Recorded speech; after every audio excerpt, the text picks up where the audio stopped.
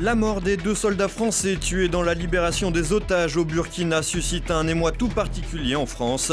Entre l'imprudence des otages accueillis par Emmanuel Macron et le courage des soldats, retour sur un cas de conscience. C'est un record, 34 listes seront présentes pour les élections européennes du 26 mai prochain, dont des candidats affichés comme musulmans. Une profusion de candidats qui devrait atomiser les oppositions pour faire les affaires d'Emmanuel Macron. Ils sont organisés comme un bataillon de soldats. Des comptes sur les réseaux sociaux pour défendre la majorité En Marche sillonnent la toile pour influencer les électeurs. Un comble pour un parti qui explique vouloir lutter contre la manipulation des citoyens sur Internet. Madame, Monsieur, bonsoir. Ils s'appelaient Alain Bertoncello et Cédric de Pierrepont, les 2 commandos d'élite tués lors de la libération de 2 otages français enlevés dans le nord du Bénin, a suscité un véritable émoi dans le pays. Faut-il sauver les imprudents? Élément de réponse. Ils ont donné leur vie pour sauver la leur. Vendredi, 2 soldats français du commando Marine Hubert, Alain Bertoncello et Cédric de Pierrepont, ont péri lors du sauvetage des otages français au Burkina Faso. 2 autres otages, une coréenne et une américaine, ont été également sauvés lors de l'opération menée conjointement avec les Américains et les Burkinabés. La ressortissante coréenne a été rapatriée sur le tarmac de Villacoublay avec les 2 Français. L'américaine, dont l'identité et la photo n'ont pas été communiquées à la demande du département d'État, a pour sa part été prise en charge indépendamment, laissant ainsi planer un certain mystère autour de son profil et des raisons de sa présence en Afrique. D'autant plus que les gouvernements américains et sud-coréens n'avaient pas communiqué sur leurs otages respectifs. Enlevés lors de leur visite dans le parc national de Pendjari au Bénin au cours de leur voyage de noces, les 2 otages français avaient été emmenés par leurs ravisseurs au Burkina Faso voisin. Le chef d'état-major des armées, le général Lecointre, expliquait que les autorités françaises redoutaient un nouveau transfert. Il y a un risque, et même bien plus qu'un risque, l'organisation sans doute de la transmission de ces otages et du transfèrement de ces otages à une autre organisation terroriste qui agit au Mali et qui est la Katiba Massina, et avec évidemment le risque qu'une fois que ces otages auront été pris en compte par cette organisation terroriste malienne, il devienne absolument impossible de réaliser une quelconque opération de libération des otages. La décision de donner l'assaut a donc été vraisemblablement prise pour éviter la disparition des otages dans d'autres factions terroristes. Pourtant, beaucoup voient dans cette affaire rapidement menée une opération politique voulue par Emmanuel Macron pour redorer son blason avant les élections européennes. Un procédé bien connu si l'on se souvient de la libération d'Ingrid Betancourt ou des infirmières bulgares sous la présidence Sarkozy ou de Florence Cassé et des otages d'Areva sous François Hollande. Si ces affaires sont plus complexes que des calendrier politique, il faut toutefois avouer que l'heure n'a pas encore sonné pour Sophie Pétronin. La travailleuse humanitaire franco-suisse est en effet retenue en otage au Mali depuis 3 ans et les différentes vidéos transmises par les ravisseurs laissent craindre d'importants soucis de santé de cette femme de 69 ans. Un autre point suscite des interrogations, sinon la colère de certains dans l'opération au Burkina, l'imprudence des otages. Patrick Pic et Laurent Lassimouillas ont été capturés le 1er mai dernier lors de leur voyage de noces au Bénin, une zone pourtant déconseillée par le Quai d'Orsay en raison de l'instabilité de la région. Une dangerosité d'ailleurs accrue pour un couple homosexuel dont les orientations ne sont pas particulièrement appréciées par les factions terroristes sur place. Cette imprudence est donc perçue comme responsable de la mort des 2 commandos, une situation qui a d'ailleurs poussé les 2 otages à rentrer en France sans euphorie, malgré la venue du président Macron. Nos premières pensées vont aux 2 militaires qui ont donné leur vie pour nous libérer de cet enfer. Nous présentons nos sincères condoléances à leurs familles et à leurs proches. Leur sacrifice donne un sens à nos vies et à celles de tous les Français qui défendent les valeurs essentielles de la République. Certainement aurions-nous dû prendre davantage en compte les recommandations de l'État et la complexité de l'Afrique et éviter de nous rendre dans cette magnifique région du monde qui malheureusement bascule dans l'instabilité. Nous avons également une pensée émue pour notre chauffeur-guide béninois, lâchement assassiné lors de notre enlèvement. Dans l'affaire, on s'interroge aussi sur les responsabilités des tour opérateurs qui organisent des voyages dans des zones à risque. D'aucuns évoquent également la possibilité de poursuivre en justice les ressortissants qui auraient pris des risques qui dans cette affaire auront donc coûté plusieurs vies. Mais l'engagement des soldats français comprend malheureusement ces sacrifices injustes et c'est d'ailleurs ce qu'ont réaffirmé les familles des 2 commandos dans une très grande dignité. Pour elles, les 2 soldats sont morts en faisant leur métier dont ils connaissaient la possible issue fatale. Alors l'inconséquence des 2 Français méritait-elle de les abandonner à leur sort? Va-t-on laisser les skieurs ou les randonneurs hors piste mourir dans le froid? Les pompiers doivent-ils se mettre en danger pour sauver les suicidés? Avant de répondre à ces questions, peut-être faudrait-il se demander qui aura un jour à décider de vous sauver ou de vous sacrifier. Et un hommage aux 2 militaires sera rendu mardi matin aux Invalides avec Emmanuel Macron. Les membres du commando Hubert, dont étaient issus Alain Bertoncello et Cédric de Pierrepont, devraient assister à la cérémonie. La presse sera sans doute tenue à l'écart pour préserver leur identité. Et la campagne pour les élections européennes qui est officiellement lancée à moins de 2 semaines du scrutin. 34 listes sont sur la liste de départ, un record de participation qui pourrait largement faire le jeu du parti présidentiel. Thibaut Bastide. Plus on est de fous, plus on se divise. Un credo parfaitement adapté aux prochaines élections européennes. À moins de 2 semaines du scrutin et alors que la campagne a été officiellement lancée ce lundi, pas moins de 34 listes ont été déposées, un nombre record. En effet, lors du dernier scrutin comparable avec une circonscription unique en 1999, seulement 20 listes de 87 candidats étaient en lice. Parmi cette pléiade, les partis dits traditionnels, mais également d'autres dont le but est de faire entendre des intérêts alternatifs.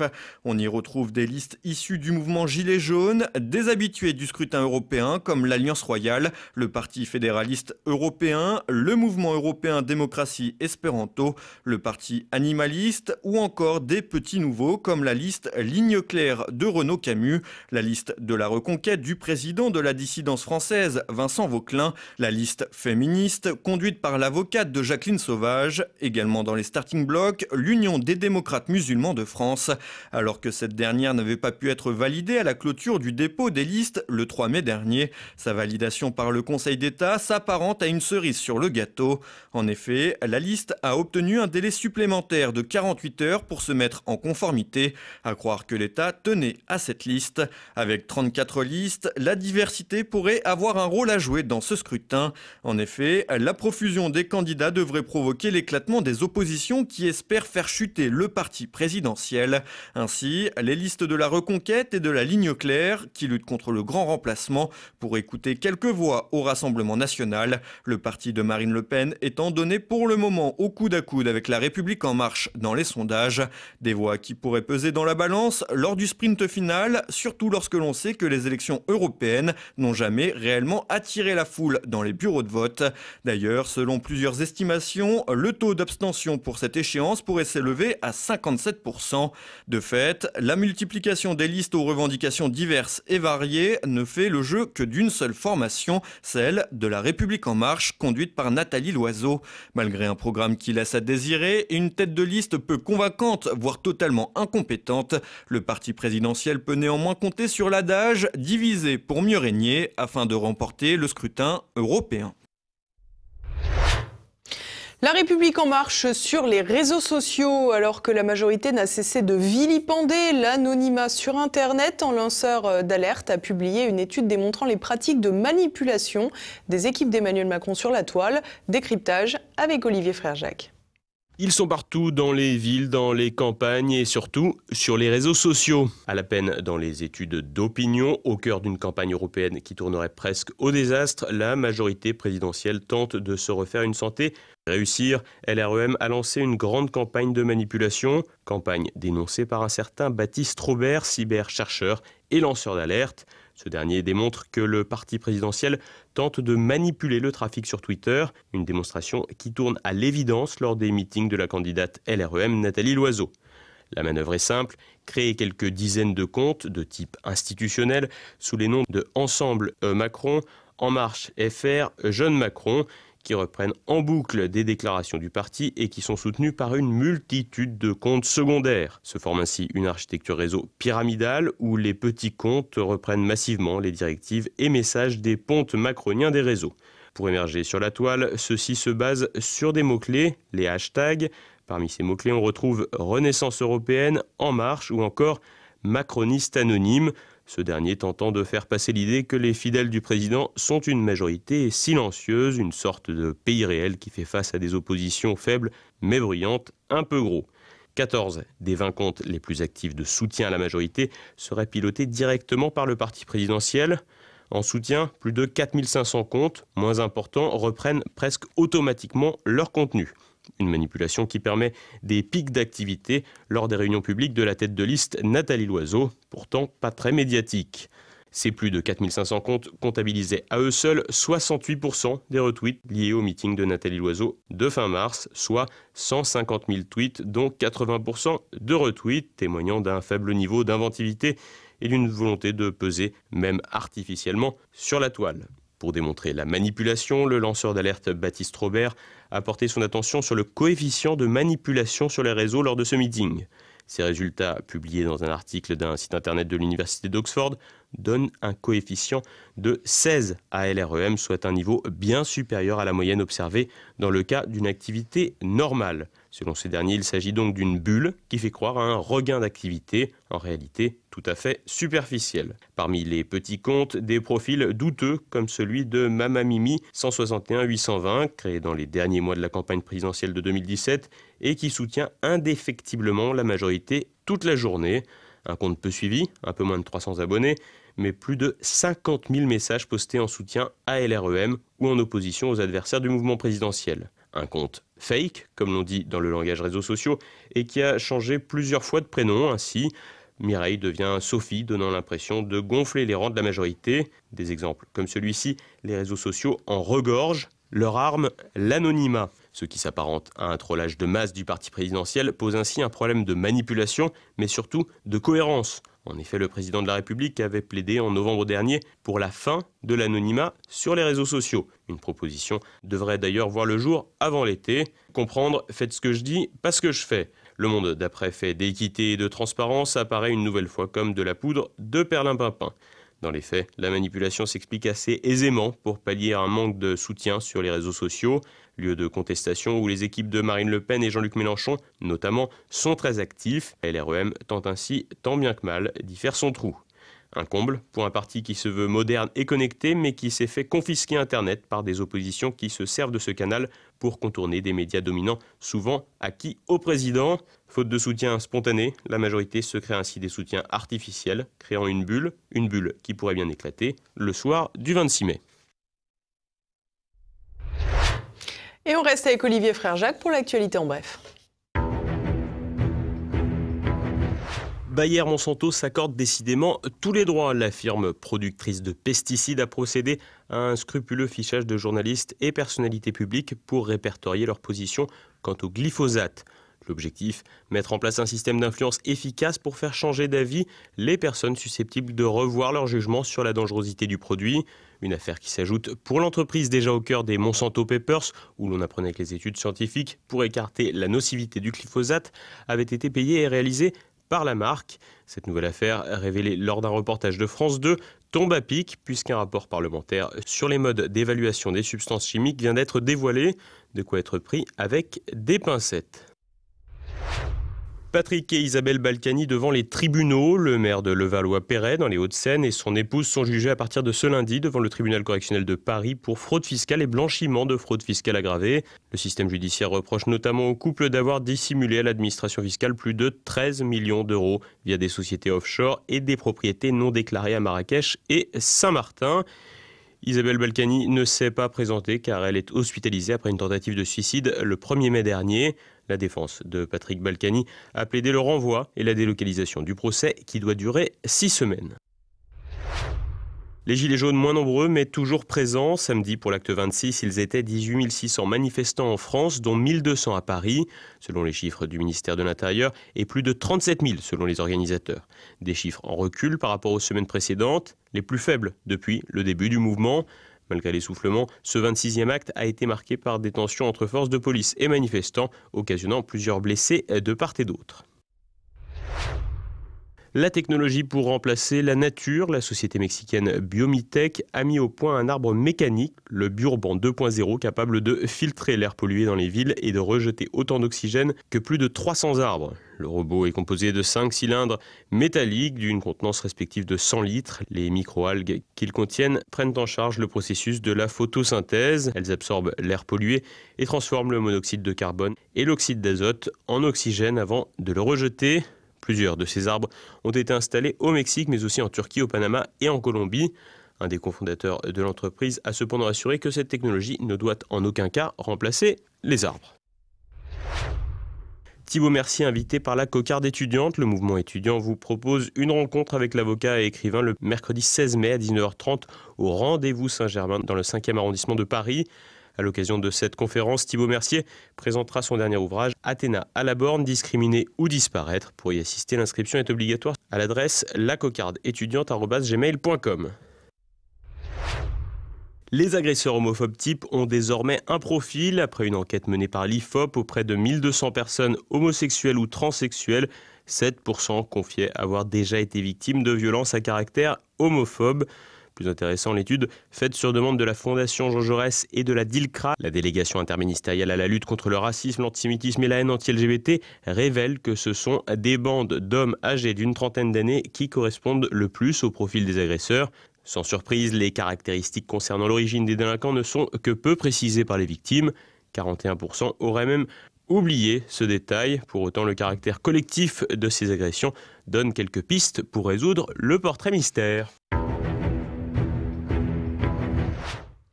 Et voilà, on arrive déjà à la fin de cette édition. Dans un instant, notre Zoom du jour. Serge Rader est pharmacien et lanceur d'alerte. Il revient sur TV Liberté avec de nouvelles études sur les vaccins et leurs effets secondaires. La composition des vaccins. Alors, hormis la composition qu'on connaît déjà, bien sûr, et dont on connaît les effets secondaires produit par produit, le formol, par exemple, cancérigène, le 2-phényléthanol ou le polysorbate, qui sont des perturbateurs endocriniens qu'on a dans les vaccins. Mais ça, pas un mot. Le borax, c'est la Aurora, le phénol, la gélatine. Aux États-Unis, dans le MMR, on a trouvé de la gélatine de porc qu'on utilise dans le vaccin avec du glyphosate dedans, etc. L'aluminium. Et alors, quid de l'effet cocktail de tous ces produits? Mais ça, ils sont listés, on les connaît, il y en a pas loin de 300, si on prend toute la collection des vaccins. Ce soir, retrouvez également Politique Éco. Olivier Pichon et Pierre Bergerot reçoivent le président de l'UPR, François Asselineau, pour évoquer les promesses présidentielles après le grand débat national, les élections européennes et le programme économique du parti. Découvrez également un nouvel épisode de la chronique Fait passer l'info. Le jeune Théo aborde l'industrie pharmaceutique de la santé publique à la santé financière. Retrouvez également Au Forum, le magazine des rapatriés d'Afrique du Nord avec Bernard Coll et Martial Bild. Et tout de suite, La France de Campagnol avec Christian Combaz et Mes libertés politiques avec François Billot de Lochner. C'est maintenant la fin de cette édition. Merci pour votre fidélité. À demain. Bonsoir.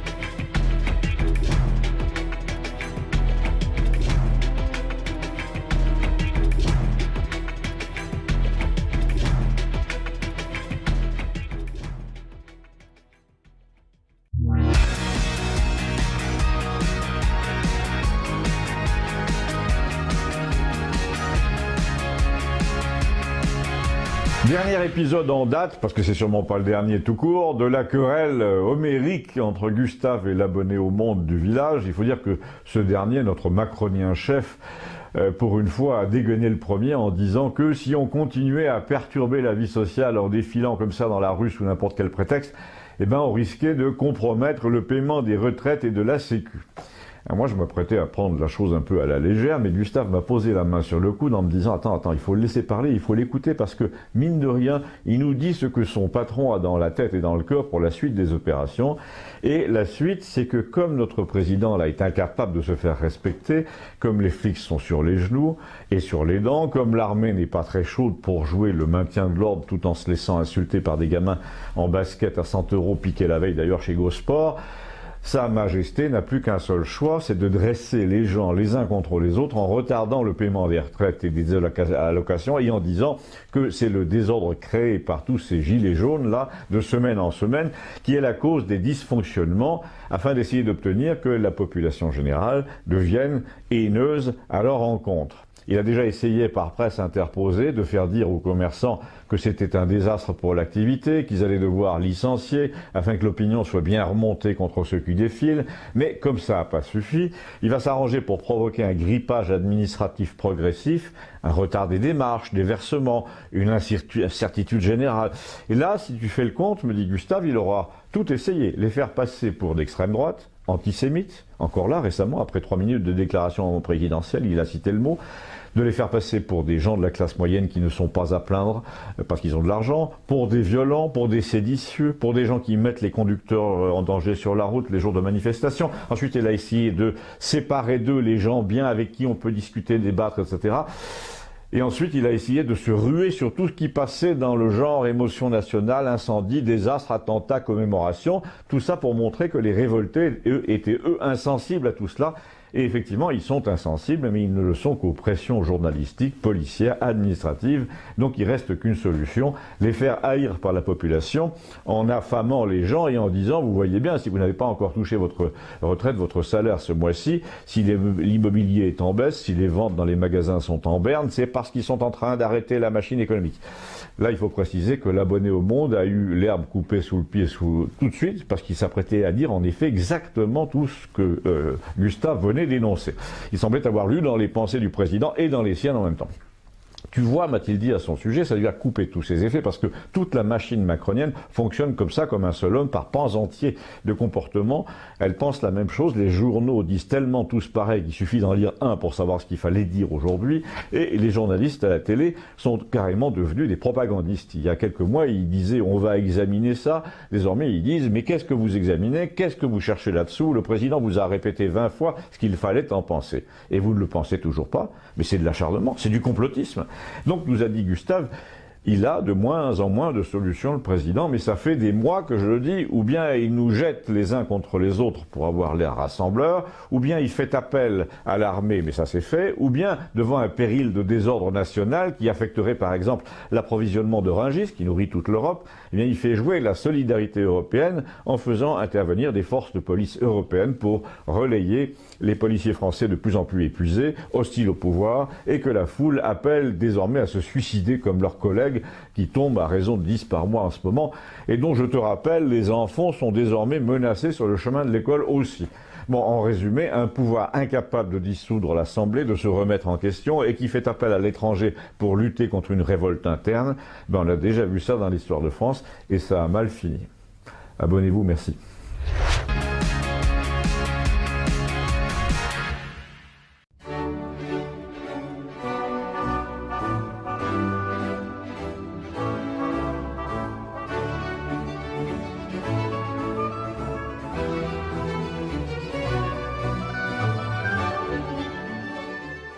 Nous avons vécu un dommage collatéral de la contestation contre la présidence de Bouteflika. Une femme transgenre, enfin un homme devenu femme, s'est récemment fait agresser à Paris en marge d'une manifestation contre le gouvernement algérien. Violemment prise à partie, Julia, c'est son nom, s'est ainsi retrouvée insultée, frappée, giflée. Pauvre Julia. Les manifestants n'ont pas fait dans la dentelle et tout cela aurait pu mal finir si des agents de sécurité de la RATP n'étaient intervenus. À la suite de cette expérience pour le moins traumatisante, Julia a fait preuve d'une bienveillance, oserions-nous dire le mot quasi évangélique. Sur le registre « Je leur pardonne car ils ne savent pas ce qu'ils font », les agresseurs de Julia ont donc péché par ignorance. Comment leur en vouloir? Les pauvres choux, s'ils en arrivent là, ce n'est pas tout de même de la faute de leur religion, qui appelle entre autres choses à la lapidation des homosexuels. C'est tout simplement qu'ils ne savent pas. Si l'on résume, un blanc qui agresse une femme est un affreux macho suspect d'être formaté par une religion patriarcale et antiféministe. J'ai nommé le catholicisme. un militant algérien qui détruit une femme transgenre. C'est un ignorant temporaire qui n'a pas encore été illuminé par le progrès et la tolérance, mais tout cela ne saurait tarder. Bien évidemment. En fait, quel aveuglement. En attendant, il y en a qui se frottent les mains, à l'image du site ouma.com, qui se réjouit de voir que la victime Julia n'a pas été stigmatisée et n'a pas stigmatisé les coupables. Nous sommes rassurés, nous sommes totalement rassurés. Vous pouvez m'écrire si vous le voulez. À très bientôt.